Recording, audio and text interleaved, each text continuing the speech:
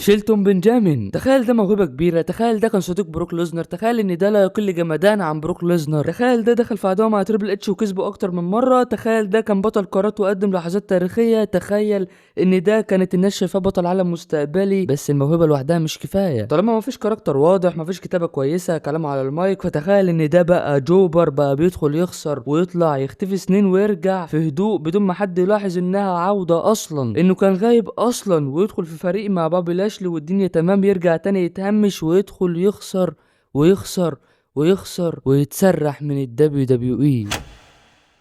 واحدة من أكتر الحاجات المحبطة اللي بنشوفها في المصارعة لما يكون المصارع جامد جدا والجماهير متفاعلة معاه، وفي صورة المين ايفنت فجأة يتحول لجوبر، مصارع ملوش أي لازمة، يدخل ينضرب من أي حد ويتمسح بكرامته الأرض. وده هو موضوعنا النهاردة. 10 مرات حولت الدبليو دبليو مصارع موهوب لجوبر، وده كان رقم واحد معانا النهاردة، شيلتون بنجامين. فتأكد إنك مشترك ومفعل الجرس واعمل لايك علشان تساهم في انتشار القناة، وصلي على النبي ويلا بينا على اللي بعده.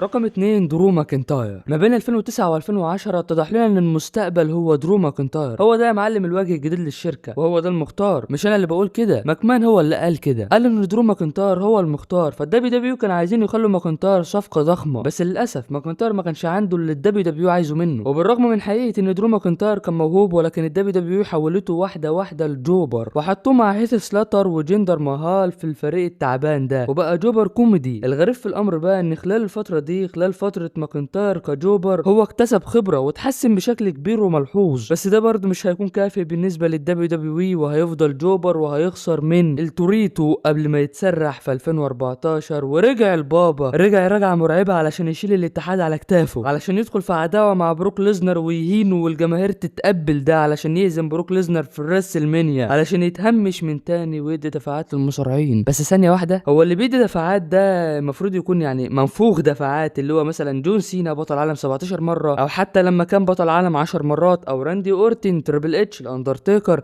انما مش درو ماكنتاير. درو ماكنتاير لسه في نص الطريق. درو ماكنتاير ما ينفعش يتعامل كده، يخسر من ديميان بريست، يخسر من جيكوب فاتو، يخسر من ده ويخسر من ده، ومرات كتير من كودي رودز. ليه يا جدعان؟ مش عارف ليه. وطبعا مش قصدي انه حاليا جوبر، لا هو حاليا عالمي برضه، مهما خسر هيفضل في صورة المين ايفنت. ويلا بينا على اللي بعده.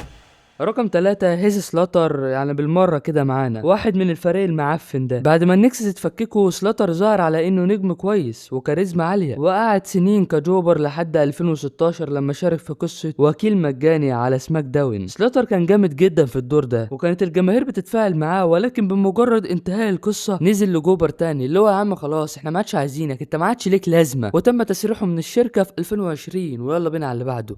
رقم 4 زاك رايدر. زاك رايدر بدأ بالصعود والظهور بعد البرنامج بتاعه اللي عمله على اليوتيوب، والنوع ده من المحتوى كان نادر جدا وقتها، احنا بنتكلم في سنة 2011. وزاك رايدر فتح الباب لمواهب تانية تتشهر، زي مثلا اليانج باكس. رايدر كان عنده شعبية جامدة جدا على النت، بس الدبليو دبليو كانوا مترددين يحطوه في دور كبير، وفي نفس الوقت هم كانوا محتاجينه في الوقت ده، فبدأ ياخد دفعات وكسب لقب الولايات في 2011، وفاز ببطولة الانتر كونتيننتال في الريسلمانيا 32. ولكن ما طولش كتير بدأ يخسر وينزل وينزل واحدة واحدة لحد ما تهمش على الآخر. الدبليو دبليو بجد ضيعت فرصة كبيرة. انت قدامك واحد موهوب ومشهور كمان، يعني تقدر تستفاد منه بسهولة، ولكن ما تفهمش بقى هما كانوا بيفكروا ازاي وقتها. ويلا بينا على اللي بعده. رقم 5 ايرثكويك. ايرثكويك كان موهبة موثوقة الدبليو دبليو تقدر تعتمد عليها، وكان بيعمل ماتشات قوية، وكمان كان محبوب جماهيريا. بس لما رجع للدبليو دبليو في 1998 الموضوع كان مختلف، كانت بداية عصر الاتيتيود. فالزلزال ده الدبليو دبليو عطته شخصية جديدة، شخصية مقنعة عبيطة. دخلوه في فريق وما طولش كتير والفريق ده اتفكك وبقوا كلهم جوبرز يا معلم، وخسر ماتشات لا نهائية رغم انه كان ممكن يضيف خبرة، ولكن للأسف هو بقى هلهولة زي ما انت شايف كده. ويلا بينا على اللي بعده. رقم 6 دولف زيجلر، بطل العالم السابق. ده بقى غريب جدا، مصارع اخد دفعات كويسة، بس الدفعات دي مش طويلة خالص. يعني بعد شوية دفعات كويسة المعلم يبدأ يخسر اي ماتش يدخله. اي مصارع الشركة عايزة تبينهولك انه جامد ومفيش منه 2 3 4 يحطولك قدام العبقري ده، افضل سيلينج في جيله. لو غلطت في الحركة يا معلم عادي، هو هيبينها برضه بشكل قوي وبرفكت، لان ده عبقري. مصارع كان موجود بشكل دائم في الدبليو دبليو اي، شخصية هي العظيمة، شخصية شخصيه فيس مبدع. مايك كويس جدا، اداء مش محتاج اتكلم، كاريزما، جسم، كل حاجه مش ناقصه حاجه. والدبليو دبليو برضه عارفين انه مش ناقصه حاجه، علشان كده كانت بتدوله دفعات. ولكن ما اعرفش بجد اللي حصل واللي حوله من مصارع جامد جدا لجوبر، وفي النهايه يحصل حاجه من اكتر الحاجات اللي انا عمري ما توقعتها في حياتي، ان دولف زيجلر يتسرح من الدبليو دبليو اي. يلا بينا على اللي بعده.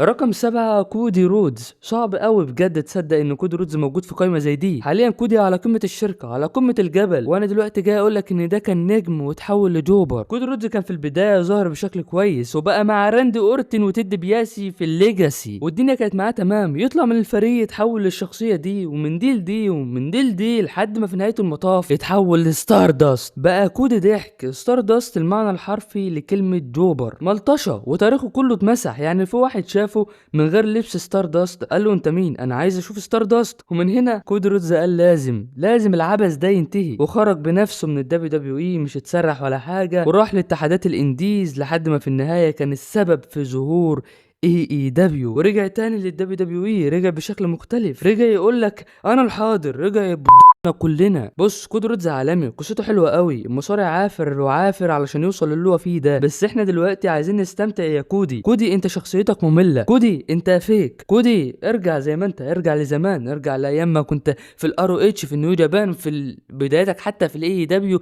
ارجع يا عم حتى لشخصيتك مع راندي اورتن في الليجاسي، ارجع لاي حاجه غير ده. انت حاليا يا كودي كرنج، انت كرنج يا كودي. كودي لو عايز يتحول لهيل هيتحول لهيل، كل حاجه في ايده، علشان كده انا بنتقده. بس ده مش موضوعنا عامه النهارده، احنا بنتكلم في كودي رودز اللي كان موهبه والدبليو دبليو اي ضيعتها ونفختها ايه ده، فستها.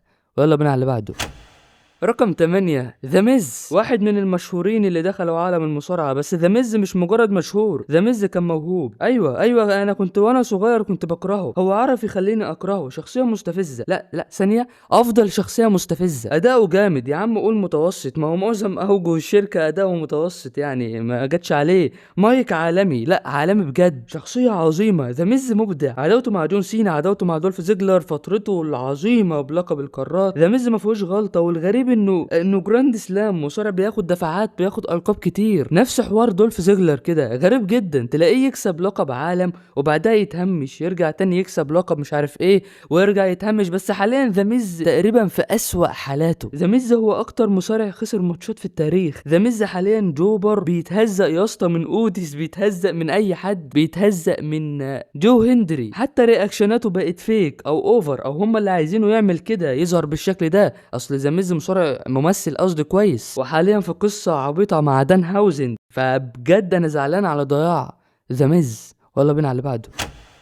رقم 9 يا اسطى اوستن ثيري. من المعروف لنا كلنا ان فينس ماكمان كان مهتم جدا بثيري، كان هو المختار عامه للفتى المدلل. فينس ماكمان شاف فيه نسخه جون سينا. اوستن ثيري فاز بالماني ان ذا بانك، وعمل فتره طويله ببطوله الولايات، وكان عامل شخصيه حلوه، شخصيه كان مأديها بشكل بيرفكت على الاقل بالنسبه لي يعني، وكل حاجه كانت تمام لحد ما تولى تريبل اتش إدارة الإبداع في الدبليو دبليو إي.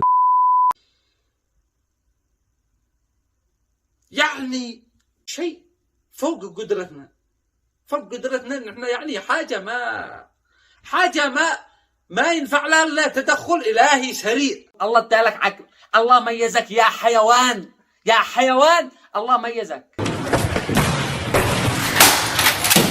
حسبنا الله عايزه مفيش فايده. الله ادالك عقل. A few moments later. كل حاجه اتغيرت، وبعد ما الكل كان متاكد من حقيقه انه اوستن ثيري هو الواجهه الجديد للشركه، تريبل اتش قال لا. وبالرغم من ده تريبل اتش التزم بخطه ريسلمانيا انه يخلي اوستن ثيري يهزم جون سينا، وكان واضح ان تريبل اتش لسه عنده تحفظات بشان ثيري. بس ايه اللي حصل؟ اوستن ثيري في النهايه يعني يخسر الماني ان ذا بانك، وكمان يخسرها وهو بيصرفها على لقب ميد كارد مش لقب عالم، ويخسرها كمان. وبعدها بقى مهمش، بقى جوبر، بقى شريك مع الجوبر صاحبه التاني جرايسون وولر، وكان بينهم بجد كيمياء حلوه وكل حاجه. بس وبعدين فضلوا مهمشين، ودلوقتي اوستن ثيري مع الفيجن. وبصراحه انا شايف انه ملهوش لازمه، شخصيه ما فيش اصلا، شخصيه ما عندوش شخصيه حاليا. لما يمسك المايك ويتكلم بحس كده لو يا اسطى انا مش مهتم اتكلم، انا مش مهتم، الرياكشنات فيك، كل حاجه مش مظبوطه. فبجد انا اتمنى ان شخصيته تتغير او يرجع حتى للشخصيه القديمه، لان مش عارف هو في ايه يعني، حاسس اني ما عادش مهتم بيه. ولا بينا على اللي بعده. رقم 10 وزعلان جدا بجد انه معانا النهارده مصطفى علي. في 2019 مصطفى علي طلع للمين روستر، ومن بدايه ظهوره في سماك داون كان في صوره المين ايفنت اداؤه خرافي ومع ناس زي سموه جو ودانيال براين اللي وقتها كانوا شخصيات هيل، فطبيعي الجمهور يحب مصطفى علي. بس للاسف الحلو ما بيكملش، واصابه مصطفى علي وقفت دفعته، واتقال كتير انه كان مخطط له انه هيلعب ضد دانيال براين على لقب الدبليو دبليو اي في الراسلمانيا بدل كوفي كينجستون. بس من الواضح كده ان الاصابه دي غيرت الخطط تماما، ولما رجع تاني من الاصابه كان واضح ان الدبليو دبليو لسه شايفه حاجه كويسه في مصطفى علي. واتقال بعدها برضو انه هيفوز بالماني ان ذا بانك، ولكن الدبليو دبليو في النهايه صدمتنا بالعبط ده ببروك ليزنر يفوز بالماني ان ذا بانك وهو اصلا ما كانش مشارك في الماتش. اقنعني يا مان. المهم بعد كده كل حاجه اتغيرت، مصطفى علي بقى جوبر يا باشا، خساره بعد خساره بعدها خساره، ولما تحول لهيل في 2020 بقى قائد لفريقه برضه كان بيخسر معظم ماتشاته. واتقال انه مصطفى علي طلب انه يغادر الاتحاد ويفسخ عقده لانه زهق من المعامله دي، بس تم رفض ده. وفي النهايه مصطفى علي المؤدي الجامد جدا ده الموهوب جدا يتم تسريحه من الشركه، مش عارف ازاي وليه. وبس ده كان فيديو النهارده. يا ريت بقى لو عجبك، يعني لو عجبك اعمل لايك وشير سبسكرايب كومنت، ادعم الفيديو من الاخر. يعني انا عايز الفيديو ده يجيب مشاهدات كتير يا اسطى، عايز يعني 30,000 40,000 100,000 مشاهدة، يعني ممكن صح في الاخر 2003 وبس. سلام.